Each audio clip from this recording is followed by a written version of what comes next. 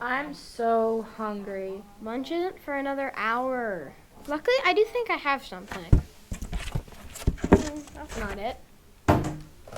Here, try this. Lettuce! I love lettuce. Hey, no eating in class. I know, we can go to Bright Farm. Let's go! Hello, my name is Chris Hennessy, or as they call me around here, Plant Daddy. All right, hello, my name is Matt. I am an apprentice grower. We grow hydroponically, and we grow in a hydroponic system called deep water culture. Deep water culture means we grow in about 1.5 feet of water. I actually received a degree in plant science. This is our seeding machine. It starts with clean sanitized boards at one end of the machine. They go through, they get a little bit of media put into these furrows. They go through the seeding part of it, they have seeds dropped into there, and the number depends on the type of crop. So this is Sunny Crunch, our baby spinach, and romaine.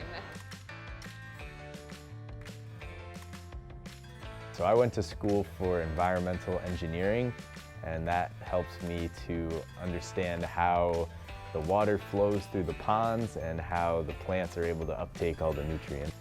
So each of our crops has something called a growth cycle, and a growth cycle is really just the number of days that crop spends on the pond from transplant all the way to harvest. With stacks that just came out of the germination rooms, they take big PVC pond pushers, they push the boards along the pond, and they float really easily. I was lucky enough to come into the company, Bright Farms, as a student intern with interest in manufacturing and specifically with the food supply chain. Final product, this is what's about to be harvested. The beautiful roots coming through. Favorite part of the job? Favorite part of the job Has to be the people. and the people work very well together.